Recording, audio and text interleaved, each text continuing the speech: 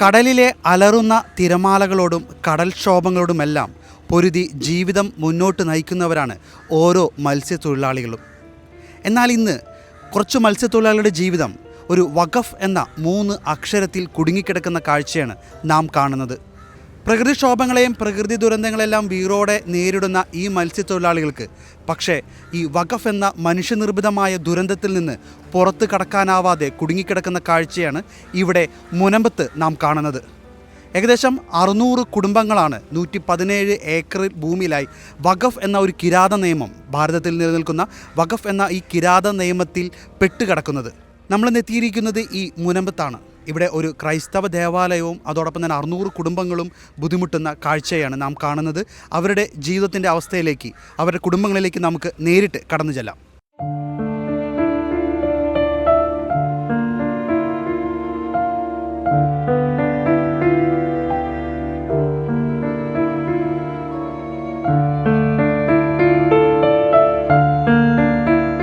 ഈ വഖഫ് ആക്ടുമായി ബന്ധപ്പെട്ട് സ്വന്തം ഭൂമി നഷ്ടപ്പെടുന്ന ജോസഫ് ബെന്നി ചേട്ടനാണ് നമ്മളോടൊപ്പം ഇപ്പോൾ ചേരുന്നത്.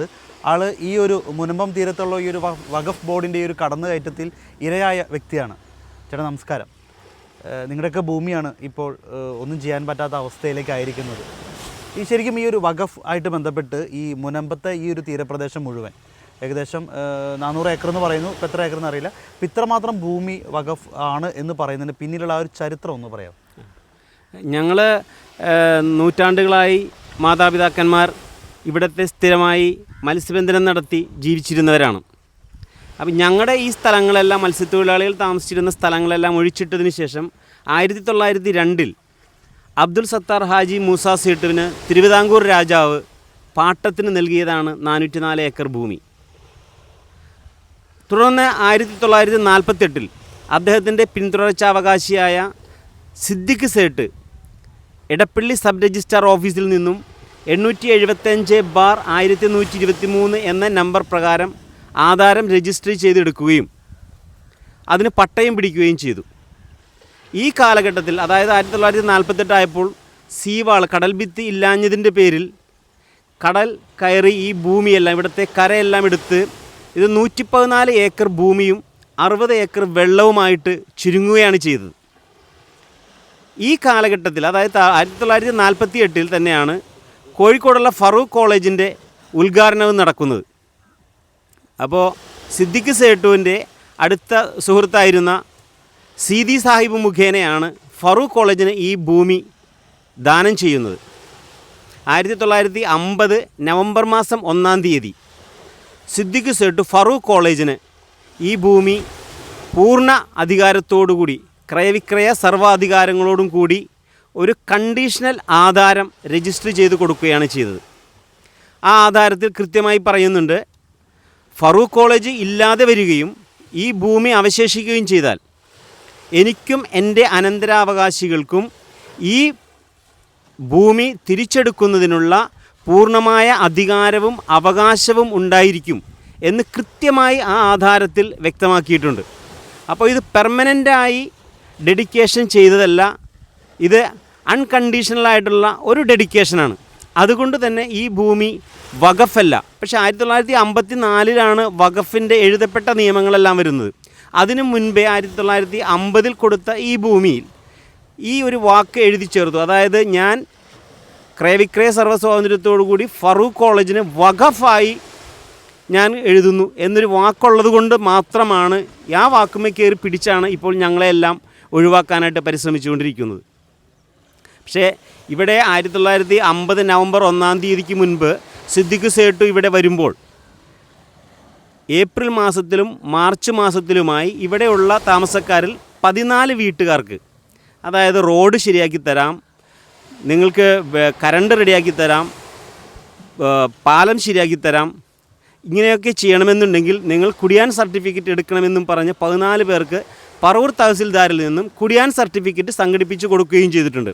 അതായത് സിദ്ദിഖ് സേട്ടു ഫറൂഖ് കോളേജിന് ഭൂമി കൈമാറ്റം ചെയ്യുമ്പോൾ ഇവിടെ ധാരാളം മത്സ്യത്തൊഴിലാളികൾ താമസിച്ചിരുന്നു എന്ന് വളരെ വ്യക്തമായതാണ് ഈ രേഖകളിലൂടെ തന്നെ. അങ്ങനെയുള്ള ഒരു ഭൂമിയും ഒരിക്കലും വഖഫ് ബോർഡിന് അവകാശവാദം ഉന്നയിക്കാൻ സാധിക്കുന്നതല്ല. തുടർന്ന് ഫറൂഖ് കോളേജ് 1953 ഈ ഭൂമിയിലേക്ക് വരികയും ഇവിടെ 60 ഏക്കർ വെള്ളത്തിൽ 20 ഏക്കർ ബണ്ട് കെട്ടി തരംതിരിക്കാൻ ശ്രമിക്കുകയും ചെയ്തു.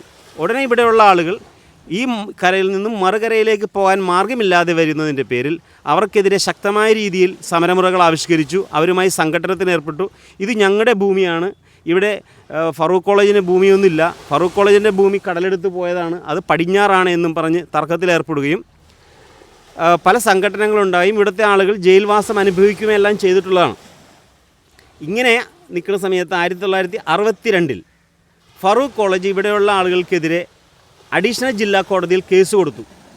35/62 എന്ന കേസ് നടക്കുകയും ആ കേസ് ഈ ഭൂമി ഈ ഇവിടുത്തെ താമസക്കാരുടെ ഭൂമിയാണ് എന്ന് കോടതി ജഡ്ജ്മെൻ്റ് ഉണ്ടാവുകയും ചെയ്തു, വിധിക്കുകയുമാണ് ചെയ്തത്.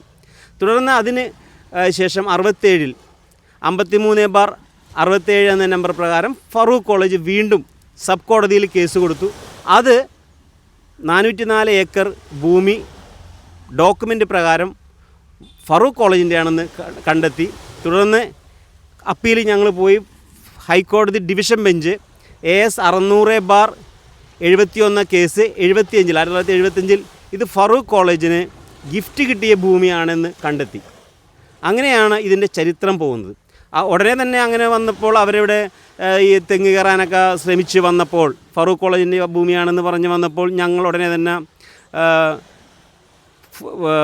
കുടിയാൻ സംഘം രൂപീകരിക്കുകയും 12 വർഷം പറവൂർ മുൻസിഫ് കോടതിയിൽ കേസ് നടത്തുകയും ചെയ്തു.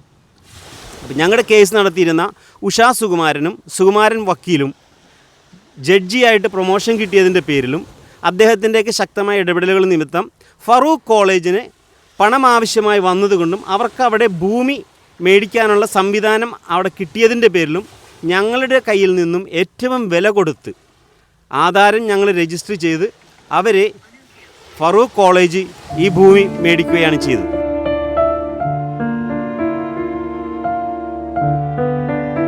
അപ്പോൾ ഈ ഫറൂഖ് കോളേജിൻ്റെതാണ് ഈ ഭൂമി എല്ലാം എന്നൊരു വിധി വന്നു. അതിനുശേഷം പിന്നെ എങ്ങനെയാണ് നിങ്ങളുടെ കയ്യിലേക്ക് ഈ ഭൂമി മാറിയത്? അതിന് കാരണം ഞങ്ങളുടെ കേസ് നടത്തിയിരുന്നത് സുകുമാരൻ വക്കീലും ഉഷാ സുകുമാരൻ വക്കീലുമാണ്. അവർ പിന്നീട് ജഡ്ജിമാരായി മാറി. അപ്പോൾ അവരുടെ സ്വാധീനവും പിന്നെ ഫറൂഖ് കോളേജായിട്ട് അവർ ഒരു ധാരണയിലുമെത്തി. അവർക്ക് കെട്ടിടം പണിയാൻ ഫറൂഖ് കോളേജിന് ബിൽഡിംഗ് പണിയേണ്ടത് അത്യാവശ്യമായിരുന്നു, സാമ്പത്തികം ആവശ്യമായി വന്നതിനാലും അവിടെ അവർക്ക് പറ്റിയ ഭൂമി വാങ്ങാനുള്ള സംവിധാനം ഉണ്ടായതിൻ്റെ പേരിലും ഇവിടുത്തെ ഭൂമി ഞങ്ങൾക്ക് വിലത്തീറായി ഞങ്ങൾക്ക് തന്ന് അവരവിടെ അത് പണിയുകയാണ് ചെയ്തത്. അന്നത്തെ ഏറ്റവും ഉയർന്ന വിലയാണ് ഞങ്ങൾ അവർക്ക് കൊടുത്തത്. അതിലവർ 1988 December 10 Farook college managing committee resolution പാസ്സാക്കി അവിടുത്തെ ഹസൻകുട്ടി സാഹിബിനെയാണ് അതിനു വേണ്ടിയിട്ട് ആധാരം രജിസ്റ്റർ ചെയ്തു തരാൻ വേണ്ടിയിട്ട് ഏർപ്പാടാക്കുന്നത്. അങ്ങനെ 89, 90, 91 കാലഘട്ടങ്ങളിൽ ഞങ്ങൾ അവരിൽ നിന്നും ഭൂമി വിലക്ക് വാങ്ങിച്ച് ആധാരം രജിസ്റ്റർ ചെയ്ത് പോക്കുവരവ് നടത്തി സകലവിധ അവകാശങ്ങളോടും കൂടി ഞങ്ങൾ സന്തോഷമായിട്ട് ജീവിക്കുകയാണ്. അന്നുണ്ടായിരുന്ന ഓലമേഞ്ഞ വീടുകളെല്ലാം മാറി ചെറിയ കോൺക്രീറ്റ് വീടുകളും സാമ്പത്തികമായിട്ടുള്ള ചെറിയ അഭിവൃദ്ധിയും, അതായത് വളർച്ചയോടൊപ്പം വികസനവും വന്നു. പാലങ്ങളും റോഡുകളും വെളിച്ചവും എല്ലാം വന്ന് സമ്പൽ സമൃദ്ധമായൊരു സുഖമായി ജീവിക്കുന്നൊരവസ്ഥയിലാണ് 2022 ജനുവരി മാസം 13 കരമടക്കാൻ ചെന്നപ്പോൾ കരമടക്കാൻ പറ്റില്ല, ഇത് വഖഫ് ബോർഡിൻ്റെ ഭൂമിയാണെന്നാണ് പറഞ്ഞത്. അതായത് 1988 എല്ലാ പ്രശ്നങ്ങളും കഴിഞ്ഞ് നിങ്ങളുടെയിലേക്കായി തീറ്, അതായത് ഇന്ത്യ രാജ്യത്തിൻ്റെ എല്ലാവിധ നിയമങ്ങളും അനുസരിച്ച് തന്നെ നിങ്ങൾ തീറായിട്ടെടുത്ത ഭൂമിയാണ്. അതെ അതെ. ആ ഭൂമി പിന്നീട് 2019 ഈ ഒരു വഖഫായിട്ട് ചേർക്കപ്പെട്ടത്. അതെ അതെ. ഒരു വലിയൊരു ചതി അതിൻ്റെ ഉള്ളിൽ ഒളിഞ്ഞിരിപ്പുണ്ട്. തീർച്ചയായിട്ടും വളരെ വലിയ ചതിയാണ് ഉണ്ടായിരിക്കുന്നത്. കാരണം ഞങ്ങളുടെ മത്സ്യത്തൊഴിലാളികളുടെ ഞങ്ങളുടെ പൂർവികർ താമസിച്ച് വന്നിരുന്ന ഭൂമി ഒരു കാലഘട്ടത്തിൽ 34 വർഷം ഫറൂഖ് കോളേജായിട്ട് കേസ് നടത്തുക, അങ്ങനെ ദാരിദ്ര്യത്തിലാകപ്പെടുക. തുടർന്ന് ഇവിടെയുള്ള ആളുകൾ ഈ സമയത്ത് ഈ പറമ്പ് വാങ്ങിക്കാനായിട്ട് പെടുന്ന ഒരു വലിയ ബുദ്ധിമുട്ടുണ്ട്. അതെല്ലാവരും ഇവിടെയുള്ള ആൾക്കാർ പറയാൻ പറ്റുന്നത് ഇപ്പോഴും വീശണ കണ്ടോ, ഈ വീശിയും അതേപോലെ കക്ക വാരിയും മണൽ വാരിയും അതുപോലെ തന്നെ ചീനവല വലിച്ചും എല്ലാം കിട്ടിയ പൈസ. അതേപോലെ തന്നെ എല്ലാവർക്കും ഒന്നും സ്വർണ്ണമൊക്കെ ഒന്നും ഉണ്ടായിരുന്നില്ല കാലഘട്ടത്തിൽ. പക്ഷേ താലിമാലയൊക്കെ കൊണ്ടുവന്ന് പണയം വെച്ചു, കാതിലെ കമ്മൽ എടുത്ത് അങ്ങനെയെല്ലാം വിറ്റ് കിട്ടിയ പൈസ ഞങ്ങൾക്ക് സ്വസ്ഥമായി ജീവിക്കാമല്ലോ, ഇനി കേസ് നടത്തണ്ടല്ലോ എന്നുള്ള ധാരണയിലാണ് ഞങ്ങൾ ഈ പറമ്പ് വാങ്ങിക്കുന്നത്. അതിനുശേഷമാണ് ഈ പറയുന്ന ഈ ദുർഗതി ഞങ്ങൾക്ക് വന്നു ചേർന്നിരിക്കുന്നത്. ഈ ജോസഫ് ബെന്നിച്ചാന്റെ കുടുംബം നേരിട്ട് ഫറൂഖ് കോളേജിൽ നിന്ന് മേടിച്ചാണ്? അതെ, എൻ്റെ അപ്പച്ചൻ വാങ്ങിച്ചതാണ് ആ സമയത്ത് അല്ലേ. അതിനുശേഷം ഇപ്പൊ അത് കഴിഞ്ഞത് വിറ്റവരും ഉണ്ട് അല്ലേ, ഇത് അല്ലാണ്ട് വന്ന് വാങ്ങിയവരും ഉണ്ട്. അതിനുശേഷം മറ്റവരിൽ നിന്ന് എല്ലാം തീരാധാരമായി എടുത്ത് വാങ്ങിയവരും ഇപ്പോൾ ഈ ഒരു പ്രശ്നത്തിൽ അകപ്പെട്ടിട്ടുണ്ട്. അന്ന് 218 ആധാരങ്ങളാണ് രജിസ്റ്റർ ചെയ്ത് തന്നത്. ഇന്നിപ്പോൾ 610ഓളം വരുന്ന ആധാരങ്ങൾ ഇവിടെയുണ്ട്. ആധാരങ്ങളിൽ ഈ ഒരു പ്രശ്നം ബാധിക്കുന്നുണ്ട്. ശരിക്കും ഈ ഒരു വഖഫ് ബോർഡിന്റെ ഒരു നിയമത്തിന്റെ ഒരു ചതിയിൽപ്പെടുത്തി ഇങ്ങനെ ഒരു സാധനം ഉൾപ്പെടുത്തുന്നു. ഇവർക്ക് ഇത് വാങ്ങിയത് തിരുവിതാംകൂർ രാജാവിൽ നിന്ന് അല്ലേ? അതെ അല്ലേ. തിരുവിതാംകൂർ രാജാവ് പാട്ടത്തിന് കൊടുത്ത ഭൂമിയാണ്, കൃഷി ആവശ്യത്തിന് വേണ്ടി. ഒരുപക്ഷെ അവർക്കും ഇത് ഇനി ഇപ്പൊ ഇങ്ങനെ ഒരു നിയമം ഇവിടെ രാജ്യത്ത് ഉണ്ടെങ്കിൽ ഇപ്പൊ ആ രാജാവിനോ അല്ലെങ്കിൽ ദേവസ്വം ബോർഡ് ഇവർക്കൊക്കെ അവകാശപ്പെടാലോ ഈ ഒരു ഭൂമി ഞങ്ങളുടേതാണെന്ന രീതിയിൽ. അതെ, അത് വഖഫ് ബോർഡിനാണ് അതിനുള്ള അധികാരം കൊടുത്തിരിക്കുന്നത്. 1995 ആ നിയമം വരുന്നത്. അത് കേന്ദ്ര ഗവൺമെൻറ് അങ്ങനെ ഒരു നിയമം ഉണ്ടാക്കിയെടുത്ത് ഏത് ഭൂമിയും അവർക്ക് ക്ലെയിം ചെയ്യാം. ആ ക്ലെയിം ചെയ്യുകയാണെങ്കിൽ ബാക്കി അനുബന്ധമായിട്ടുള്ള കാര്യങ്ങളെല്ലാം ഇവിടെ താമസിക്കുന്ന ആളുകൾ കൊടുക്കുന്നുള്ളൊരു നിയമം എഴുതി വെച്ചു. അത് സാധാരണക്കാരായ പാവപ്പെട്ട മത്സ്യത്തൊഴിലാളികളെ ഞങ്ങളെയാണ് ബാധിച്ചിരിക്കുന്നത്. തീർച്ചയായിട്ടും കേന്ദ്ര ഗവൺമെൻറ് ഈ നിയമത്തിന് മാറ്റം വരുത്തണം, അല്ലെങ്കിൽ നമ്മളെപ്പോലെയുള്ള പാവപ്പെട്ട ആളുകൾക്ക് ജീവിക്കാൻ പറ്റാത്ത ഒരു അവസ്ഥയിലേക്ക് എത്തിച്ചേരും. തീർച്ചയായിട്ടും ജോഷി മയ്യാറ്റിലച്ചൻ പറഞ്ഞ പോലെ നിയമപരിരക്ഷയുള്ള ഒരു കൊള്ള സംഘം വഖഫ് ബോർഡിനെ അദ്ദേഹം വിശേഷിപ്പിച്ചത് അങ്ങനെയാണ്. അതുതന്നെയാണ് സത്യവും യാഥാർത്ഥ്യവും എന്ന് ഇപ്പോൾ ജോസഫ് ബെന്നിച്ചേട്ടൻ പറഞ്ഞ ഈ ഒരു ചരിത്രം, ആദ്യം മുതലുള്ള ഈ ചരിത്രം നമ്മളെ അത് വീണ്ടും അത് ഉറപ്പിക്കുകയാണ്, ഊട്ടി ഉറപ്പിക്കുക തന്നെയാണ്. വഖഫ് എന്ന അറബി വാക്കിനർത്ഥം നിയന്ത്രണം, നിരോധനം എന്നാണ്. വിൽക്കാനോ കൈമാറ്റം ചെയ്യപ്പെടാനോ കഴിയാത്ത വിധം അള്ളാഹുവിന് നൽകപ്പെട്ടതെന്നാണ് വഖഫ് ഭൂമി കൊണ്ട് അർത്ഥമാക്കുന്നത്. 1995 മുതലുള്ള കണക്കുകളനുസരിച്ച് ഇന്ത്യയിൽ ആകെ 32 വഖഫ് ബോർഡുകളാണ് ഉള്ളത്. നെഹ്റു സർക്കാരിൻ്റെ കാലഘട്ടത്തിലാണ് ഇന്ത്യയിൽ വഖഫുകളുടെ കേന്ദ്രീകരണം സാധ്യമാക്കിയത്. വഖഫ് ബോർഡ് അവകാശവാദം ഉന്നയിക്കുന്ന സ്ഥലങ്ങളിൽ വസ്തുവകകളുടെ രേഖകൾ ഹാജരാക്കാൻ ബാധ്യതയുള്ള പ്രദേശവാസികൾ പോകേണ്ടത് വഖഫ് ട്രൈബ്യൂണൽ കോർട്ടിലാണെന്നതാണ് ഈ നിയമത്തിലെ വിരോധാഭാസം. ഹൈക്കോടതിക്കും സുപ്രീം കോടതിക്ക് പോലും ഇതിൽ ഇടപെടുന്നതിൽ നിയന്ത്രണങ്ങൾ ഉണ്ട്. 2013 വഖഫ് ഭേദഗതി അനുസരിച്ച് നിസ്കാരം പോലുള്ള മതകർമ്മങ്ങൾക്ക് ഉപയോഗിക്കുന്ന സ്ഥലം അതൊരു വാടകമുറി ആണെങ്കിൽ കൂടി കാലപരിധിക്ക് അതീതമായി വഖഫ് ആയി കണക്കാക്കപ്പെടും. നിലവിലെ നിയമമനുസരിച്ച് ഇന്ത്യയിലെ ഏതു ഭൂമിയിലും വഖഫിന് അവകാശവാദം ഉന്നയിക്കാൻ കഴിയും. അത്തരത്തിൽ സ്വതന്ത്ര ഭാരതത്തിലെ കിരാത നിയമമായ വഖഫിൻ്റെ ചതിയിൽപ്പെട്ടതിൻ്റെ കണ്ണീർ കഥ പറയാനുണ്ട് ഈ മുനമ്പം തീരത്തിന്. മുനമ്പം വേളാങ്കണ്ണി മാതാ പള്ളി വികാരി ഫാദർ ആൻ്റണി സേവ്യർ നമ്മളോടൊപ്പം ചേരുകയാണ്. അച്ഛാ, കഴിഞ്ഞ കുറച്ച് നാളുകളായിട്ട് ഈ ഒരു വഖഫ് ബോർഡുമായി ബന്ധപ്പെട്ടും മുനമ്പം ഈ ഒരു വേളാങ്കണ്ണി മാതാ പള്ളിയും ഇവിടുത്തെ ഒരു 600 കുടുംബങ്ങളുടെ കാര്യങ്ങളെക്കുറിച്ച് നമ്മൾ സമൂഹ മാധ്യമങ്ങളിലൂടെയും വാർത്താ മാധ്യമങ്ങളിലൂടെയും പത്രമാധ്യമങ്ങളിലൂടെയും നമ്മൾ കേൾക്കുന്നുണ്ട്, അറിയുന്നുണ്ട്. എന്താണ് നിലവിൽ ഇപ്പോഴത്തെ ഈ ഒരു പ്രദേശത്തെ അവസ്ഥ? 2019 ജനുവരി മുതൽ ഞങ്ങളുടെ റവന്യൂ അവകാശങ്ങൾ നിഷേധിക്കപ്പെട്ടിരിക്കുകയാണ്. കരമടയ്ക്കാൻ സാധിക്കാത്ത അവസ്ഥ, അതുപോലെ തന്നെ ഇവിടെ സ്ഥല ഇടപാടുകൾ സാധിക്കുകയില്ല. മാത്രമല്ല എല്ലാവർക്കും ഏകാശ്രയമായിട്ടുള്ള അവരുടെ സ്ഥലവും ആധാരവും ബാങ്കുകളിൽ വെച്ച് ഈടായിട്ട് വെച്ച് ലോൺ എടുക്കാനായിട്ട് സാധിക്കുന്നില്ല. അതുകൊണ്ട് തന്നെ ഒത്തിരി കുട്ടികളുടെ ഉന്നത വിദ്യാഭ്യാസവും അതോടൊപ്പം തന്നെ പല വിവാഹങ്ങളും മുടങ്ങിപ്പോയിരിക്കുകയാണ്. അതിൻ്റെ ഇടയ്ക്കാണ് ഇപ്പോൾ തീരദേശ ഹൈവേക്ക് വേണ്ടി ഇപ്പോൾ കല്ലിട്ടുകൊണ്ട് പോയിരിക്കുകയാണ്. അതുകൊണ്ട് തന്നെ ഒത്തിരി വീടുകൾ നഷ്ടപ്പെടുന്നവരുണ്ട്. പക്ഷെ എന്നാലും ഇപ്പോഴും സ്ഥലം ഇങ്ങനൊരു പ്രശ്നത്തിലായിരിക്കുന്നത് കൊണ്ട് ഇനി തീരദേശ ഹൈവേക്ക് വന്ന് സ്ഥലം ഏറ്റെടുക്കുകയാണെങ്കിലും ഇവിടെ ഉള്ളവർക്ക് സ്ഥലവും നഷ്ടപ്പെടും, വീടും നഷ്ടപ്പെടും. മാത്രമല്ല അതിനുള്ള കോമ്പൻസേഷൻ ഒന്നും തന്നെ കിട്ടാത്ത ഒരു സാധ്യത ആണ് കാണുന്നത്. അപ്പോൾ അതുകൊണ്ട് ഒത്തിരിയേറെ വിഷമങ്ങളിലൂടെ, വേദനകളിലൂടെയാണ് ഇവിടുത്തെ ആളുകൾ ഇപ്പോൾ കടന്നുപോയിക്കൊണ്ടിരിക്കുന്നത്. ഇവിടുത്തെ വിശ്വാസികൾ, പ്രത്യേകിച്ച് നമ്മുടെ ഇടവേള ജനങ്ങളും എല്ലാം ഈ ഇതിൽ ഉൾപ്പെടുന്നുണ്ട്. ഈ 600 കുടുംബങ്ങളിൽ എത്ര കുടുംബങ്ങളാണ് ഇത് നേരിട്ട് ബാധിക്കുന്നത് ഈ ഒരു പ്രശ്നം? ഈ ഒരു പ്രശ്നത്തിൽ ഏകദേശം 440 കുടുംബങ്ങളോളം ബാധിക്കുന്നുണ്ട്. മാത്രമല്ല ഇതിൽ ഹൈന്ദവരും ഇതിലുണ്ട്. അപ്പോൾ എല്ലാവരും കൂടി ഞങ്ങൾ ഒരു ഭൂസംരക്ഷണ സമിതി എന്നൊരു സമിതി 2019 നമ്മൾ രൂപീകരിക്കുകയും ചെയ്തു.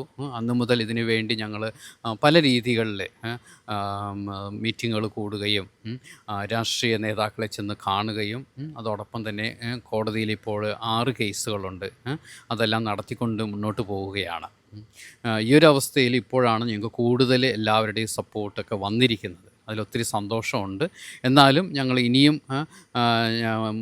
മുന്നോട്ട് പോകുന്നത് ഏത് രീതിയിലാണ് ഞങ്ങൾക്ക് തന്നെ അറിയുകയില്ല. കാരണം ഇപ്പോൾ പുതിയതായിട്ട് വഖഫിൻ്റെ നിയമത്തിൽ ഭേദഗതി വരുത്തുകയാണെങ്കിൽ തീർച്ചയായിട്ടും അത് ഞങ്ങളെ ഒത്തിരിയേറെ സഹായിക്കുന്നതായിരിക്കും.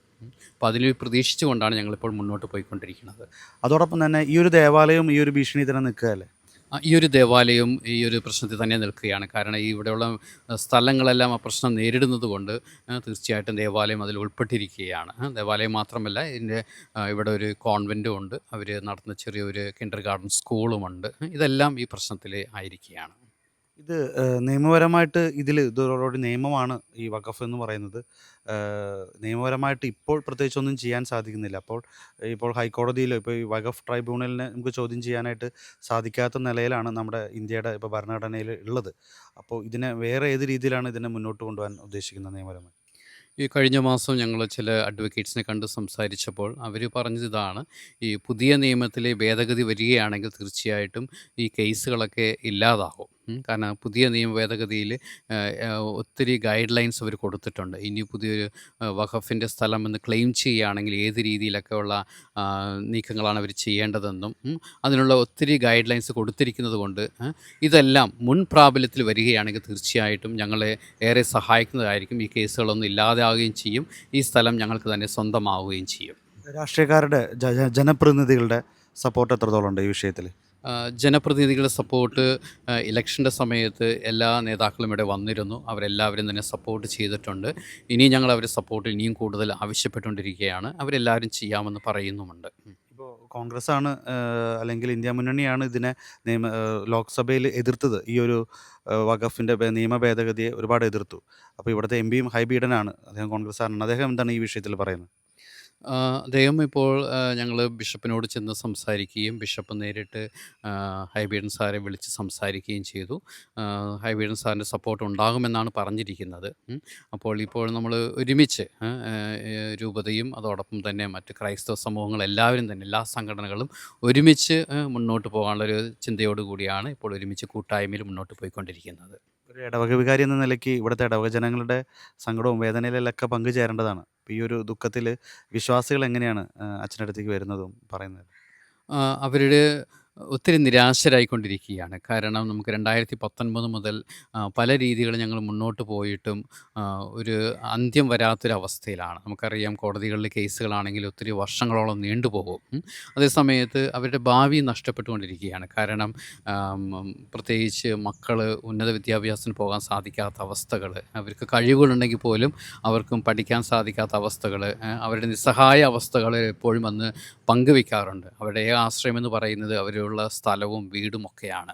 പക്ഷെ അതൊക്കെ നഷ്ടപ്പെട്ടു പോകുമ്പോൾ തീർച്ചയായിട്ടും വേദനകൾ സഹിക്കാൻ പറ്റാത്തതാണ്. അതെല്ലാവരും ഒന്ന് നമ്മളോട് ഷെയർ ചെയ്യുകയും ചെയ്യുന്നുണ്ട്, നിരാശരാകുന്നുണ്ട്. പക്ഷേ ഏതായാലും നമ്മളവർക്ക് പ്രതീക്ഷകൾ കൊടുത്തുകൊണ്ടിരിക്കുകയാണ്. തീർച്ചയായിട്ടും ഈ പ്രശ്നം ഒരു തീരുമാനത്തിൽ എത്തിച്ചേരുകയും ചെയ്യുന്ന ഒരു ചിന്ത നമുക്കെല്ലാവർക്കും പെറ്റിറക്കണം. എല്ലാവരും നല്ല പിള്ളേർ ഉൾപ്പെടെ ഞങ്ങൾക്ക് ഭാവി ഉണ്ടല്ല, അവർക്ക് ഭാവി ഉണ്ടാവുള്ളൂ. അവർക്കുള്ള ഭാവി പോലും നശിഞ്ഞു പോയി. എൻ്റെ പെങ്ങളുടെ ഭൂമി വീടാണ് ഈ കാണുന്നത്. ഇത് ഞങ്ങൾക്ക് നരേന്ദ്രമോദി സർക്കാരിൽ നിന്ന് തന്ന കാശാണ്. അതിൻ്റെ പൈസ ഈ 1 ലക്ഷം രൂപ ഞങ്ങൾക്ക് ഞങ്ങളെ പള്ളിപ്പുറം പഞ്ചായത്തിൽ നിന്ന് കിട്ടാണ്ട് ആ പൈസ പോലും ഞങ്ങൾക്ക് കിട്ടാൻ പറ്റാത്തൊരു ഗതികേടായി പോയി. പിന്നെ വെച്ചാൽ ഇവിടുത്തെ ചേച്ചിയുടെ മുട്ട് അങ്ങനെ പോയിരിക്കണം. ആ മുട്ടുകാർ ശരിയാക്കണമെങ്കിൽ ഞങ്ങൾ പഞ്ചായത്തിലോ വില്ലേജിലോ സോഷ്യലിൽ പോയ കാശിറ്റിൽ ആ ചേച്ചിയുടെ അസുഖം മാറ്റാൻ പറ്റുള്ളൂ. അതുപോലും ഞങ്ങൾക്ക് മാറ്റാൻ പറ്റാത്തൊരു അവസ്ഥ ഇപ്പോൾ. ഞങ്ങൾ വെറുതെ പൈസ കൊടുത്ത് വാങ്ങിച്ച് ഭൂമി എന്ന് പറയാൻ മാത്രമേ ഇപ്പം. ഞങ്ങൾ ഇനി എന്താ ചെയ്യുക? ഞങ്ങൾ കടപ്പുറത്തേക്ക് മുഴുവൻ പോയി ആത്മഹത്യ ചെയ്യേണ്ട ഒരു ഗതിയാണ് വന്നത്. അല്ലാതെ ഇനി വേറെ ഒന്നും പറയാനില്ല. മുനമ്പം ചെറായി തീരപ്രദേശത്തെ നിരവധി കുടുംബാംഗങ്ങൾ ഇപ്പോൾ നമ്മളോടൊപ്പം ചേരുകയാണ്. ഇവരെല്ലാവരും വളരെ നിരാശയിൽ എന്നതിനേക്കാൾ ഉപരി വളരെ വേദനയിലും കണ്ണീരിലുമാണ് കഴിഞ്ഞ ദിവസങ്ങളിൽ എല്ലാം കടന്നു പോകുന്നത്. ഭാവിയെക്കുറിച്ച് വലിയൊരു ആശങ്കയാണ് ഇവരുടെ എല്ലാം മുഖത്തുള്ളത്. നമുക്ക് ചോദിക്കാം, ഇതാണ് ഞങ്ങളിപ്പോൾ ഇവിടെ ഞാൻ ഇപ്പോൾ ജനിച്ചിട്ട് 34 വർഷമായി. ഇത്രയും വർഷത്തോളം ഇവിടെ ജനിച്ചു വളർന്നിട്ട് പെട്ടെന്നൊരു സുപ്രഭാതത്തിൽ ഇവിടെ നിന്ന് ഇറങ്ങണം എന്ന് പറയുന്ന ഒരു അവസ്ഥ വളരെ ദയനീയമാണ്. ഞാൻ DED കഴിഞ്ഞൊരു സ്റ്റുഡൻ്റായിരുന്നു. അപ്പോൾ എനിക്ക് എയ്ഡഡ് സ്കൂളുകളിൽ നമുക്ക് ഓഫേഴ്സ് വരുമ്പോൾ നല്ലൊരു എമൗണ്ട് നമ്മൾ കൊടുക്കണം. പക്ഷേ അത് കൊടുക്കണം എന്നുണ്ടെങ്കിൽ നമ്മുടെ ആധാരം പോലും നമുക്ക് പണയം വെക്കാൻ പറ്റുന്ന ഒരവസ്ഥയല്ല. അച്ഛനും അമ്മയും വയ്യാത്ത ആളുകളാണ്. അപ്പോൾ അവരെയും കൊണ്ട് പെട്ടെന്ന് നമ്മൾ ഇറങ്ങുക അല്ലെങ്കിൽ അങ്ങനെ ഒരു സാഹചര്യം ഉണ്ടാകുക എന്ന് പറയുന്നത് തന്നെ വളരെ വളരെ ദയനീയമാണ്. അതെൻ്റെ കാര്യം മാത്രമല്ല, നമ്മുടെ ഈ നാട്ടിലുള്ള എല്ലാവരും പേഷ്യൻസാണ്. അവർക്കെല്ലാം ഇങ്ങനെ ഇറങ്ങുക എന്ന് പറയുന്നത് വളരെ ദയനീയമായൊരവസ്ഥയാണ്. ഞാനൊരു ആർ പേഷ്യൻ്റാണ്. 12 കൊല്ലം ഞാൻ ചികിത്സയിലാണ്. ഞങ്ങളെ ഇറക്കി വിട്ട് എങ്ങാട് പോകും, എവിടെ പോകും? ഞങ്ങൾക്ക് സ്ഥലവും വല്ലതും ഉണ്ടോ? ഇല്ലല്ല. നമ്മ എന്നും ഇവിടെ തന്നെയല്ലേ ജീവിച്ചിരുന്നത്. ഇപ്പോൾ എനിക്കൊരു കുഞ്ഞുണ്ട്. ആ കുഞ്ഞിൻ്റെയൊക്കെ ഒരു വലുതായവനൊരവസ്ഥയിൽ അവർക്ക് വിദ്യാഭ്യാസം ബാക്കിയുള്ള കാര്യങ്ങൾക്കൊക്കെ ഞങ്ങൾ എവിടെ പോകും? ഞങ്ങൾക്കൊരു ആധാരം പണയം വെക്കാൻ അല്ലെങ്കിൽ ഒരു കരോടച്ച റെസീറ്റ് പോലും ഞങ്ങൾക്കിപ്പോൾ ഞങ്ങളുടെ വില്ലേജിൽ നിന്ന് കിട്ടുന്നില്ല. ഇപ്പോൾ ഇവളുടെ ഈ പഠനത്തിൻ്റെ കാര്യങ്ങൾ വരുമ്പോൾ ഞങ്ങൾക്ക് ഈ സംഭവങ്ങളെല്ലാം വേണ്ടതാണ്. അപ്പോൾ ഞങ്ങളിനി എവിടെ പോയാണ് ഈ സംഭവങ്ങൾ വാങ്ങേണ്ട? ഇവർ ഒരു നിയമം വെച്ചിട്ടുണ്ടെങ്കിൽ ഞങ്ങൾ എങ്ങനെ ജീവിക്കും? ഈ കുഞ്ഞിനെയും കൊണ്ട് ഞങ്ങൾക്ക് കടലിൽ ചാടാനുള്ള ആ ഒരു ഇതേ ഉള്ളൂ. അല്ലാണ്ട് ഞങ്ങൾക്ക് ഞങ്ങളുടെ മുമ്പിൽ വേറൊരു നിയമ നടപടി ഒന്നുമില്ല. 58 വർഷമായി ഞാനിവിടെ ജനിച്ചു വളർന്നതിന്. കെട്ടിച്ചിട്ട് 3 വർഷവും ഞാൻ എൻ്റെ ഭർത്താവിൻ്റെ വീട്ടിൽ നിന്നിട്ടുള്ളൂ. അത് കഴിഞ്ഞ് ഞങ്ങൾ തിരിച്ച് ഇവിടെ സ്ഥലം പൈസ കൊടുത്ത് വാങ്ങിച്ച് ഇവിടെ വന്ന് താമസിക്കണേണ്. എൻ്റെ അപ്പച്ചന്മാരായിട്ട് എനിക്ക് എൻ്റെ ഓർമ്മയിൽ ഇത് ഞങ്ങൾക്ക് അന്നേരം ഇങ്ങനെ ഇത് പൈസ കൊടുത്ത് വാങ്ങിക്കണമെന്ന് പറഞ്ഞിട്ട് പൈസ കൊടുത്ത് എൻ്റെ സ്വർണ്ണങ്ങളൊക്കെ അന്ന് വിറ്റാണ് ഞങ്ങൾ പണിയെടുത്ത് കമ്പനിയിൽ പോയി ചെമ്മീനുള്ളിയൊക്കെ നടക്കണ സമയമായിരുന്നു. ആ സമയത്ത് അത് ഉണ്ടായിരുന്ന സ്വർണ്ണങ്ങളൊക്കെ കൊടുത്ത് ആ സ്ഥലം കാശ് കൊടുത്ത് വാങ്ങിച്ചതാണ്. അങ്ങനെ കിട്ടിയ സ്ഥലമാണ്. അതിൽ നിന്ന് എന്നെ കെട്ടിച്ച് വിട്ടതിന് ശേഷം ഞാൻ തിരിച്ച് പിന്നെ ഇവിടെ തന്നെ വന്ന് പൈസ കൊടുത്ത് വാങ്ങിച്ച് താമസിക്കുന്നതാണ്. ഇപ്പം ഞങ്ങൾ അതിൽ നിന്ന് ഇറങ്ങിപ്പോണമെന്ന് പറഞ്ഞു കഴിഞ്ഞാൽ ഞങ്ങൾ ഇങ്ങോട്ട് പോകും. നമ്മളെ സംബന്ധിച്ചിടത്തോളം നമ്മുടെ മക്കളാണ്. മക്കൾക്ക് നല്ല ഒരു ഭാവി ഉണ്ടാകണം, അവർക്ക് നല്ലൊരു ജോലി വേണം, അങ്ങനെയൊക്കെ ചിന്തിക്കുന്ന ആളുകളാണ് നമ്മൾ. വിദ്യാഭ്യാസത്തിന് അതിൻ്റേതായ പ്രാധാന്യമുള്ള ഈ കാലയളവിൽ നമുക്ക് ഏറ്റവും ദയനീയമായ ഒരവസ്ഥയിലൂടെയാണ് ഞങ്ങൾ ഈ കടപ്പുറം നിവാസികളെല്ലാവരും കടന്നു പോകുന്നത്. അതായത് ഇന്നിപ്പോൾ അന്നന്ന് വേലയെടുത്ത് ജീവിച്ചു പോകുന്ന ആളുകളാണ് നമ്മളുടെ ഇവിടെയുള്ളത്. സാധാരണക്കാരായ മത്സ്യത്തൊഴിലാളികളാണ് കൂടുതൽ തിങ്ങിപ്പാർക്കുന്ന ഒരു സ്ഥലം കൂടിയാണ് ഈ കടപ്പുറം എന്ന് പറയുന്നത്. അപ്പോൾ അവർക്കെല്ലാവർക്കും അവരുടെ ആഗ്രഹങ്ങളും ആശകളൊക്കെ നിന്ന് പോകുന്ന ഒരവസ്ഥയിലൂടെ, വളരെ ശോചനീയാവസ്ഥയിലൂടെ കടന്നു പോകുന്ന ഒരു മാനസികമായി ഞങ്ങളെല്ലാവരും വളരെയധികം ദുഃഖാവസ്ഥയിലൂടെയാണ് പോകുന്നത്. കാരണം എനിക്ക് 2 പെൺകുട്ടികളാണ്. മൂത്താൾ നല്ല വിദ്യാഭ്യാസം ഒക്കെ കഴിഞ്ഞ് അവൾക്ക് പുറത്തോട്ട് പോകണമെന്ന് ആഗ്രഹം ഉണ്ടായിരുന്നു. എന്നിട്ട് പോലും നമുക്ക് അവരുടെ ആഗ്രഹം, നമ്മളുടെ കയ്യിൽ പട്ടയമുണ്ട്, ഈ പട്ടയവും നമുക്ക് ഏതെങ്കിലും ഒരു ബാങ്കിനെ സമീപിച്ച് അത് വെച്ച് അവരുടെ ആഗ്രഹങ്ങൾ നടത്തി കൊടുക്കാൻ പറ്റുന്നില്ല എന്നുള്ളത് ഏറ്റവും വലിയ ഒരു ദുഃഖാവസ്ഥയാണ്. ഇതുപോലെ തന്നെ എൻ്റെ അവസ്ഥ പോലെ തന്നെയാണ് ഇവിടെയുള്ള കുറേ കുടുംബങ്ങൾ ഇതിലിങ്ങനെ തന്നെ കടന്നു പോവുകയാണ്. ഞങ്ങൾക്ക് ഏറ്റവും വലിയ സ്വപ്നം എന്ന് പറയുന്നത് മറ്റൊന്നുമല്ല, നമുക്ക് വേലയെടുത്താൽ നമുക്ക് ജീവിക്കാം, പക്ഷേ നമ്മളുടെ മക്കളുടെ ആഗ്രഹങ്ങളെല്ലാം നടത്തി കൊടുക്കുക എന്നുള്ളതാണ് ഞങ്ങളുടെ ഏറ്റവും വലിയ ഒരാഗ്രഹം. അത് സാധിക്കുന്നില്ല എന്നുള്ളത് വളരെ മോശാവസ്ഥയാണ്. ചേച്ചി ഇവിടെ കട തുടങ്ങിയിട്ട് എത്ര നാളായി? ഇവിടെ തുടങ്ങിയിട്ട് ഓഗസ്റ്റ് 15-ാം തീയതിയാണ് തുടങ്ങിയത്. ഞാൻ 2017 തുടങ്ങി എൻ്റെ വീട്ടിൽ ചെയ്യണതാണ്. ഇപ്പൊ ഇരിക്കുന്ന കടയും നിങ്ങൾക്ക് ശാശ്വതമല്ല, കാരണം റോഡ് എടുത്ത് പോകും അല്ലേ? അങ്ങനെ വരാണെങ്കിൽ എന്ത് ചെയ്യും? അങ്ങനെ പറയുകയാണെങ്കിൽ ഞങ്ങൾക്ക് ആത്മഹത്യ അല്ലാണ്ട് വേറൊരു നിവൃത്തിയില്ല. ഒരു കുടുംബമല്ല, അങ്ങനെയുള്ള പല കുടുംബങ്ങളും ഇവിടെ ഉണ്ട്. അപ്പോൾ ആ കുടുംബങ്ങൾ മുഴുവനും ആത്മഹത്യയുടെ വക്കിലോട്ടല്ല എത്തണത്. ഇതിന് ശരിക്കും പറഞ്ഞാൽ കോടതി ഇടപെടണം. കോടതി ഇടപെട്ട് ഞങ്ങൾക്ക് നീതി നേടി തന്നെ ഞങ്ങളിവിടെ താമസിക്കണം. ഞങ്ങളിവിടെ നിന്ന് ആരും പുറത്താക്കാമെന്ന് വിചാരിക്കേണ്ട, ഞങ്ങൾ പോകില്ല. പോകുകയുമില്ല, ഇങ്ങോട്ട് വന്നവരെ ഞങ്ങൾ വിടുകയുമില്ല. ഈ മുനമ്പം ചെറായി ഭൂ സംരക്ഷണ സമിതിയുടെ ചെയർമാനായ ജോസഫ് റോക്കി എന്ന ചേട്ടനാണ് നമ്മുടെ ഒപ്പം ഉള്ളത്. ചേട്ടാ, ഇപ്പോൾ നമ്മൾ ഏകദേശം പറഞ്ഞ സ്ഥിതിക്ക് വലിയൊരു ചതിവാണ് ഇവിടെയുള്ള ഒരു 600ഓളം കുടുംബങ്ങൾക്ക് നേരെ ഈ വഖഫ് ബോർഡ് നടത്തിയിരിക്കുന്നത്. വില കൊടുത്ത് വാങ്ങിയ ഭൂമി അത് പിന്നീട് വഖഫ് എന്ന് പറയുന്ന ഒരു നിയമത്തിൻ്റെ ആ ഒരു കിരാത നിയമം എന്നൊക്കെ പറയാം, ആ ഒരു നിയമത്തിൻ്റെ ലൂപ്പ് ഹോൾ ഉപയോഗിച്ച് വീണ്ടും അവർ അവരുടേതാക്കി തിരിച്ചെടുക്കുന്ന ഒരു സംഭവം അല്ലേ? അതെ അതെ അതെ. ഇതിൽ ഈ ഒരു കാര്യത്തിൽ എന്താണ് പറയാനുള്ളത്? 88 കാലഘട്ടത്തിൽ ഫറൂഖ് കോളേജ് ഞങ്ങളെ കൊണ്ട് കേസ് പിൻവലിപ്പിച്ചതിന് ശേഷം അന്നത്തെ മന്ത്രിമാരും ജഡ്ജിമാരും വക്കീലുമാരും പ്രമുഖരെല്ലാവരും കൂടി ഞങ്ങൾക്കിത് വിലത്തീർ തരികയാണ് ചെയ്തത്. അവർ പറഞ്ഞ പൈസ കൊടുത്ത് ഞങ്ങൾ ഈ ഭൂമി വാങ്ങി 35 വർഷം കഴിഞ്ഞു. തണ്ടപ്പേര് പിടിച്ച് കിടക്കുന്ന ഭൂമിയാണിത്. പല ആൾക്കാരും ക്രയവിക്രയങ്ങൾ ചെയ്ത് പല ആൾക്കാരും ഇവിടുന്ന് വിറ്റുപോയി, പല ആൾക്കാരും പുതിയതായിട്ട് വന്നു. ഇവിടെ ഞങ്ങളെല്ലാവരും ഒരു സൊസൈറ്റിനെ ആശ്രയിച്ചാണ് ഇവിടെ ജീവിക്കുന്നത്. എല്ലാവരും മത്സ്യത്തൊഴിലാളികളാണ്. ഈ കടലിൽ പോയി അന്നന്ന് കിട്ടിയിട്ട് ജീവിക്കുന്ന ആൾക്കാരാണ്. എന്തെങ്കിലും ആവശ്യം വന്നു കഴിഞ്ഞാൽ ഞങ്ങളുടെ ആധാരങ്ങളെല്ലാം കൊണ്ടുപോയി പള്ളിപ്പുറം 760 എന്ന് പറഞ്ഞ ഒരു കോഓപ്പറേറ്റീവ് ബാങ്ക് ഉണ്ട്, അവിടെ കൊണ്ടുപോയിട്ട് ഞങ്ങൾ ഈ ആധാരങ്ങളെല്ലാം പണയം വെച്ചിട്ടാണ് ഞങ്ങളുടെ കാര്യങ്ങളെല്ലാം നടത്തുന്നത്. ഇവിടെ എല്ലാം ചെറ്റപ്പെരകളായിരുന്നു. ആ കാലഘട്ടത്തിലോട്ട് പോയി കഴിഞ്ഞാൽ കണ്ണീരിൻ്റെ കഥകളാണ്. കാരണം 2 ഓല വെച്ചാൽ മാത്രമേ വെള്ളം കീഴ്പോട്ട് വരാണ്ടിരിക്കുകയുള്ളൂ. 2 ഓല വെക്കാൻ കഴിവില്ലാത്ത കാലഘട്ടത്തിൽ ഓരോ ഓല വെച്ചിട്ട് വെളുക്കാറാകുന്നവരെ അമ്മ ഈ ചോരുന്ന കൂരയിൽ കുഞ്ഞിനെ നെഞ്ചോറ് ചേർത്ത് പിടിച്ച് ഇങ്ങനെ നേരം വിളിപ്പിച്ചിരുന്ന ആ കാലഘട്ടത്തിൽ നിന്നാണ് ഞങ്ങൾ ഇവിടം വരെ എത്തിയിരിക്കുന്നത്. അത്രയും തിക്താനുഭവത്തിൽ നിന്നാണ് ഞങ്ങൾ പോകുന്നത്. എൻ്റെ ഓർമ്മ വെച്ച കാലം തുടങ്ങി ഇവിടെ സമരങ്ങളും പ്രശ്നങ്ങളൊക്കെ തന്നെയാണ്. ഫറൂഖ് കോളേജ് തെങ്ങ് കയറാൻ വരലും ഞങ്ങൾ തെങ്ങിൻ്റെ തടത്തിൽ പോയി നിൽക്കും, അവർ തേങ്ങയിടും, മേത്ത് വീഴും. ഒരുപാട് യുദ്ധങ്ങളെല്ലാം കഴിഞ്ഞതിന് ശേഷമാണ് ഞങ്ങൾ ഈ ഭൂമി വാങ്ങുന്നത്. ഈ ഭൂമി വാങ്ങിയതിന് ശേഷം ഞങ്ങൾ ഇപ്പോൾ വീട് വെക്കണമെങ്കിൽ ഞങ്ങളുടെ സൊസൈറ്റിയിൽ ആധാരം പണയം വെക്കും. സഹോദരിമാരെ കല്യാണം കഴിക്കണമെങ്കിൽ സൊസൈറ്റിയിൽ കൊണ്ടുപോയി വെക്കും. കടലിൽ നിന്ന് കിട്ടുന്നതുകൊണ്ട് ഞങ്ങളത് കൊണ്ട് ഇടിപ്പിക്കും. വീണ്ടും ഞങ്ങളുടെ എന്തെങ്കിലും ഒരു ആവശ്യം വരാൻ നേരത്ത് ഈ കുട്ടികൾക്ക് ഉപരിപഠനത്തിന് അല്ലെങ്കിൽ എന്തെങ്കിലും ഈ കാര്യത്തിന് വീണ്ടും സൊസൈറ്റിനെ ആശ്രയിക്കും. അങ്ങനെ പല രീതിയിൽ ഞങ്ങൾ ഈ ആധാരങ്ങൾ വെച്ചിട്ടാണ് ഞങ്ങൾ കാര്യങ്ങൾ നടത്തിയിരിക്കുന്നത്. ഇപ്പോൾ ഞങ്ങളുടെ ആധാരം 2022 ജാനുവരി 23 വക്കപ്പിൻ്റെ CEO, അദ്ദേഹം ഒരു വക്കീൽ കൂടിയാണെന്നാണ് ഞാൻ അറിഞ്ഞത്, അങ്ങൊരു ഈ സാധനത്തിന് ഒരു കടലാസിൻ്റെ വില പോലും ഇല്ലാണ്ടാക്കിയിരിക്കുകയാണ്. അതിനുശേഷം ഞങ്ങൾ ഇവിടെ ഒരുപാട് ആൾക്കാർ ഒന്നിച്ച് കൂടി 5000-ഓളം ആൾക്കാർ കൂടി ഞങ്ങളുടെ MLA വന്നു. ഞങ്ങൾ ഇവിടെ തിരുവനന്തപുരത്ത് പോയി കിടന്ന് തിണ്ണനിറങ്ങി മുഖ്യമന്ത്രിയായിട്ട് കണ്ട്, റവന്യൂ മന്ത്രിയായിട്ട് കണ്ട്, വക്കപ്പിൻ്റെ മന്ത്രിയായിട്ട് കണ്ട്, MLA ഒരുപാട് ബുദ്ധിമുട്ടി ഞങ്ങൾക്ക് വേണ്ടി കരമടക്കാനായിട്ട് ഓർഡർ ഇട്ട്. ആ കരമടവും ഞങ്ങളറിയാണ്ട് ഈ ഡിസംബറിൽ വെക്കേഷൻ കോടതിയിൽ അത് സ്റ്റേ ചെയ്തു. 1 മാസം സ്റ്റേ ആയിരുന്നു. ഞങ്ങൾ ആ സ്റ്റേ നിലനിൽക്കുമ്പോൾ തന്നെ ഞങ്ങൾ അത് ഇതിനെ വിക്കറ്റ് ചെയ്യാനായിട്ട് ശ്രമിച്ചിട്ട് പറ്റിയില്ല. അപ്പോൾ 1 മാസം കഴിഞ്ഞു. ഇപ്പോൾ സ്റ്റേ അങ്ങനെ കിടക്കുന്നത് പെർമനൻ്റാണ്. 5 കേസ് ഇപ്പോൾ കോടതിയിൽ നടക്കുന്നുണ്ട്. ഈ കോടതിയിൽ നടക്കുന്നതെന്ന് പറഞ്ഞാൽ ഹൈക്കോടതിയാണ്, അറിയാമല്ല. ഹൈക്കോടതിയിലെ കേസും ഫീസും കാര്യങ്ങളൊക്കെ അറിയാമല്ല. നല്ല വക്കീലുമാരും കാര്യങ്ങളൊക്കെ ആണെങ്കിൽ 10 പൈസ ഞങ്ങളുടെ കയ്യിലില്ല എങ്കിലും ഞങ്ങൾ അര മുറുക്കി കൊടുത്തിട്ട് വക്കീലുമാർക്കൊക്കെ പൈസ കൊടുക്കുന്നുണ്ട്. ഇപ്പോഴത്തെ ഈ ഒരു അപ്പോൾ ഇങ്ങനെയെല്ലാം വന്നു കഴിഞ്ഞപ്പോൾ ഞങ്ങൾ ഇതെന്താണ് സംഭവം എന്ന് അറിയണമല്ല. ഇത് ശരിക്കും വക്കപ്പ് എന്നൊക്കെ ഇപ്പോഴാണ് ഞങ്ങൾക്ക് കേൾക്കാം. ഞങ്ങൾ ഇതിൻ്റെ ഒരു അന്വേഷണം നടത്തി. ഞങ്ങളൊരു 3 പേര്, ഞാൻ, എൻ്റെ കൺവീനർ, കോർഡിനേറ്റർ ബെന്നി, ഞങ്ങൾ 3 പേരും കൂടിയുള്ള ഒരു അന്വേഷണത്തിൽ ഞങ്ങൾക്ക് ഞെട്ടിപ്പിക്കുന്ന വക്കപ്പിൻ്റെ തട്ടിപ്പാണ് ഞങ്ങൾക്ക് മനസ്സിലാക്കാൻ കഴിഞ്ഞത്. ആദ്യം ഫറൂഖ് കോളേജ് ഇനി സേട്ടു 50 കൊടുത്ത ആധാരത്തിൻ്റെ കോപ്പിയാണിത്. സേട്ടു 50 ആധാരം 1950 ആധാരം കൊടുക്കുമ്പോൾ ഇവിടുത്തെ കുറേ മത്സ്യത്തൊഴിലാളിനെ കൂട്ടിയിട്ടാണ് പുള്ളി വക്കപ്പാട് ചെയ്ത് വെച്ചേക്കുന്നത്.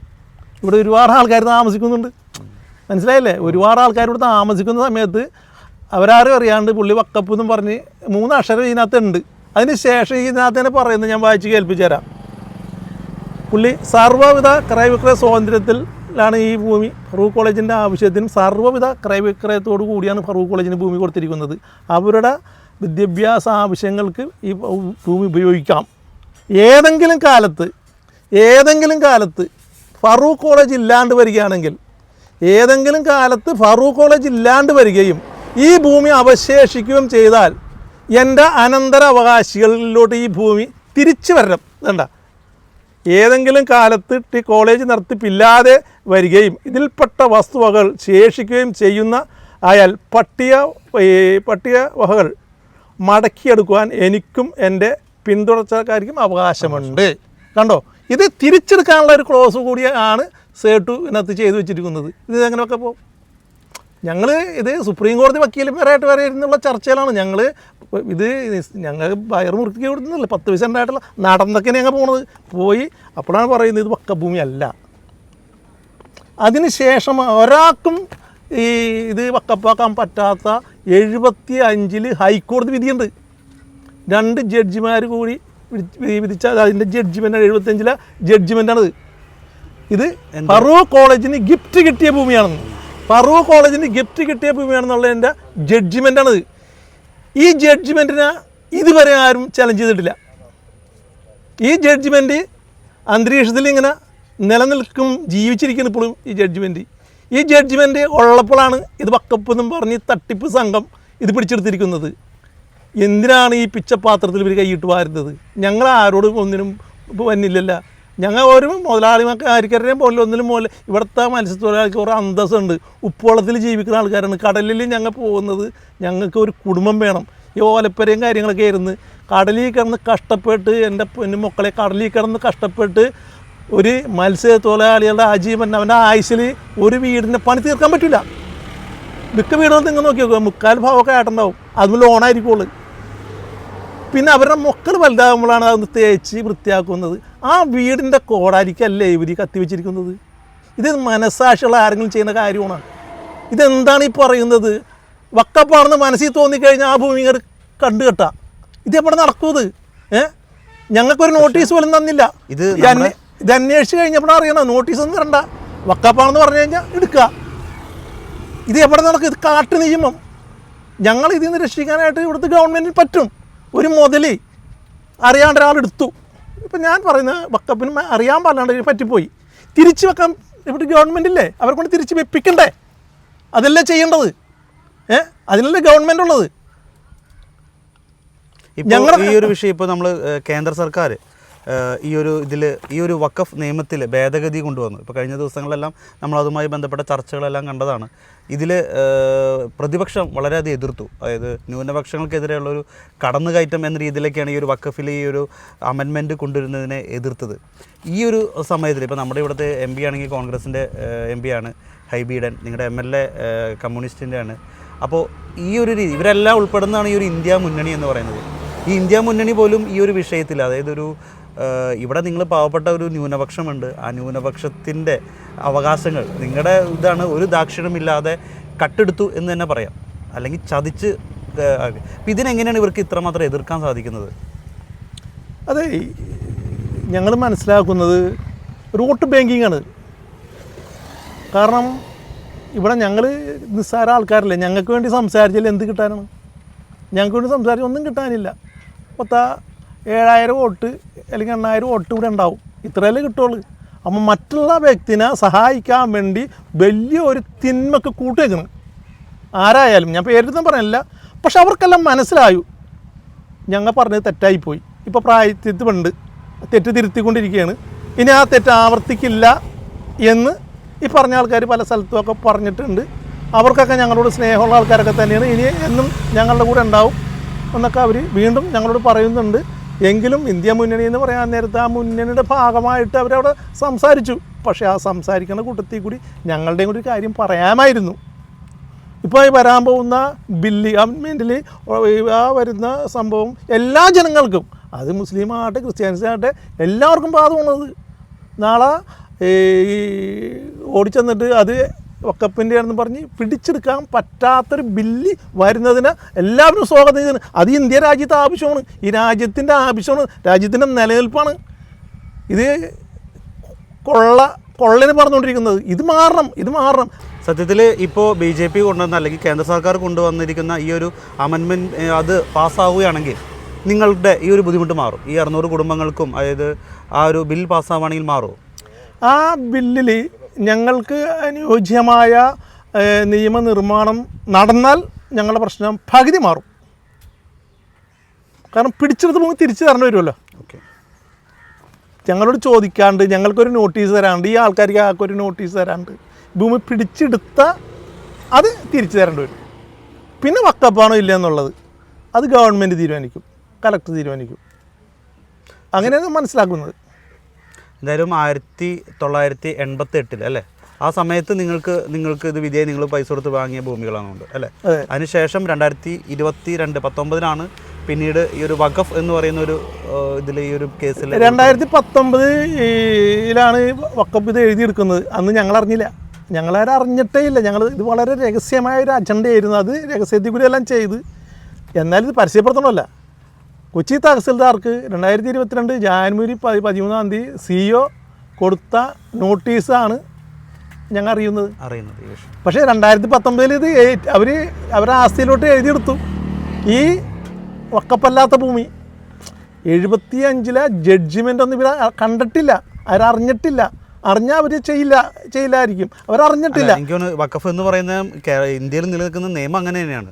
അതായത് ആരോടും പറയണ്ട, നിങ്ങൾക്ക് അങ്ങനെയാണെങ്കിൽ നിങ്ങൾക്ക് അതിനകത്ത് അവകാശവാദം ഉന്നയിക്കാം എന്നുള്ളത്. ഇപ്പോൾ ആരും എവിടെ എന്ത് താമസിച്ചാലും എന്ത് കോടതി വിധി വന്നാൽ പോലും അതിനെതിരെ പ്രബലപ്പെടുത്താത്ത രീതിയിലുള്ളൊരു നിയമമാണ്, നിർമ്മാണമാണ് ഇന്ത്യയിൽ നടത്തി വെച്ചിരിക്കുന്നത്. അതാണ് ഇപ്പോൾ നിങ്ങളെ ബാധിച്ചിരിക്കുന്നത്. അതെ, ആ ഒരു നിയമനിർമ്മാണം മാറിയേ പറ്റൂ. ജാക്സൺ ചാൻ്റെ കുടുംബത്തോടൊപ്പമാണ് നമ്മളിപ്പോൾ ഉള്ളത്. ഇദ്ദേഹത്തിൻ്റെ അപ്പച്ചൻ്റെ അപ്പൂപ്പനൊക്കെ ആയിട്ട് ജനിച്ചു വളർന്ന ഒരു ഭൂമിയാണിത്. ആ ഭൂമിയാണ് ഇപ്പോൾ കൈവിട്ട് പോകാൻ പോകുന്നത്. എന്നെ സംബന്ധിച്ചിടത്തോളം എന്ന് പറഞ്ഞിട്ടുണ്ടെങ്കിൽ ഞാൻ 2 വർഷമായിട്ട് ക്യാൻസർ രോഗിയാണ്. എനിക്കെന്ന് പറഞ്ഞിട്ടുണ്ടെങ്കിൽ കണ്ടമാനം പൈസ ചികിത്സയ്ക്ക് ചിലവിന് വേണം. ഒരു മാസം ഒരു 10,000-ൽ താഴെ ഏറ്റവും ചുരുങ്ങിയത് ഒരു മാസം എനിക്ക് വേണം. പക്ഷേ എന്നെക്കൊണ്ട് ഇപ്പോൾ അതിന് യാതൊരു നിവൃത്തിയില്ല. 2 വർഷമായിട്ട് ജോലിക്കൊന്നും പോകണില്ല. ഒരു മാർഗ്ഗമില്ലാത്തത് കൊണ്ട് മറ്റുള്ളവരുടെ സഹായം കൊണ്ടാണ് ഞാനും എൻ്റെ ഭാര്യയും ചെയ്യുന്നത്. ഞങ്ങൾക്ക് മക്കളുമില്ല. ഞങ്ങൾ മറ്റുള്ളവരുടെ മുമ്പിൽ കൈ നീട്ടേണ്ട അവസ്ഥയാണ്. 1800 മുതൽ അപ്പൂപ്പന്മാരൊക്കെ ആയിട്ട് ഈ ഒരു ഭൂമിയിൽ ജനിച്ച് ജീവിച്ച് വളർന്ന ഇപ്പോൾ ലിസി ചേച്ചി ആണ് ഇപ്പോൾ നമ്മളോടൊപ്പം വന്നത്. ലിസി ആൻ്റണി അല്ലേ പേര്? ഇപ്പോൾ എത്ര വയസ്സുണ്ട് ചേച്ചിക്ക്? എനിക്ക് 76 വയസ്സ് കഴിഞ്ഞ് മാർച്ച് 8-ാം തീയതി വരുമ്പോൾ 77 വയസ്സിലേക്ക് കിടക്കുകയാണ്. ഞങ്ങൾ അങ്ങ് അറ്റം പടിഞ്ഞാറ് വശം 444 ഏക്കറെന്ന് കോളേജ് അവകാശപ്പെടുന്ന ആ സ്ഥാനത്ത് ഞങ്ങൾ താമസിച്ചിരുന്നതാണ്. അവിടെ നിന്ന് കടലെടുത്തെടുത്ത് 1800 താമസിച്ചിരുന്നതാണ്. 800-കളിൽ അന്നൊന്നും കോളേജൊന്നും ഈ ഒരു ചിത്രത്തിലേ ഇല്ല, ഇവിടെ ഇല്ല. ഞങ്ങൾ കടലിൽ വെച്ച് ഭൂമി ഇങ്ങനെയൊക്കെ ഞങ്ങൾ ദാരിദ്ര്യരാണ്, മുക്കുവരാണ്, മത്സ്യത്തൊഴിലാളികളാണ്. അപ്പോൾ ഇവിടെ തന്നെയാണ് ഞങ്ങളുടെ തൊഴിലും ജീവിതവും എല്ലാം. അപ്പോൾ കുറച്ച് മണ്ണ് കടലിൽ വെച്ച് കഴിയുമ്പോൾ അവിടെ മടലൊടിച്ചൂത്തി ചെറ്റയായിട്ട് വെച്ച് അവിടെ താമസിക്കും മക്കളും. അങ്ങനെയായിട്ട് കാരണന്മാർ പൂർവികന്മാരായിട്ട് അങ്ങനെ താമസിച്ച് കടലിൽ കയറാത്ത സ്ഥലങ്ങൾ നോക്കി ഓരോരുത്തർ ഇങ്ങനെ അത്ര കാലഘട്ടത്തിൽ താമസിച്ചുകൊണ്ടിരുന്ന ഞങ്ങൾക്ക് യാതൊരു അവകാശമില്ല കോളേജിൽ. 440 ഏക്കറിൽ നിന്ന് നിങ്ങൾ അന്ന് എനിക്ക് തോന്നുന്നു ഇപ്പോൾ കടലുള്ള അതൊക്കെ ഇപ്പോൾ കടലെടുത്തു. അവിടെ നിന്നാണ് നിങ്ങളിപ്പോൾ നടന്ന് അവയും സ്ഥലം ഓരോ പ്രാവശ്യം വരുമ്പോൾ വീട് നിങ്ങൾ മാറ്റി. അത് ഈ ഭൂമി നോക്കിയാൽ തന്നെ മനസ്സിലാവും. സ്റ്റെപ്പായിട്ട് വെച്ച് കയറിയ ഭൂമി. അതിൽ ഞങ്ങൾ ഓരോരുത്തരും ഇങ്ങനെ കാരണന്മാരായിട്ട് മക്കളായി അതിൻ്റെ മക്കളായിട്ട് ഞങ്ങൾ ജീവിച്ചു പോകുന്നത്. വീണ്ടും ഞങ്ങൾക്ക് യാതൊരു ബന്ധവും അറിവില്ലാത്തതാണ് ഈ വഖഫ് ബോർഡ്. അവരൊരു കൊള്ളക്കാരെ പോലെ കടന്നു വന്നിട്ടും ഞങ്ങളെ കൊള്ളടിക്കാൻ ഞങ്ങൾ അനുവദിക്കില്ല. ഇന്നും 3 നേരം ആഹാരം കഴിക്കാൻ പറ്റാത്തവരാണ് ഞങ്ങൾ. ആ സമയത്ത് സാമ്പത്തികമായി യാതൊരു നിർഗതിയില്ലാത്ത ഇങ്ങനെ കൊള്ളടിക്കാൻ ഞങ്ങൾ മരിച്ചു വീണാലും സമ്മതിക്കില്ല. ഞങ്ങൾ മരിച്ചു വീണാലും ഈ കൊള്ളക്കാരിക്ക് ഏത് ഗവൺമെൻറ് കൂട്ടു നിൽക്കണം, അവരോട് ഞങ്ങൾ എതിരാണ്.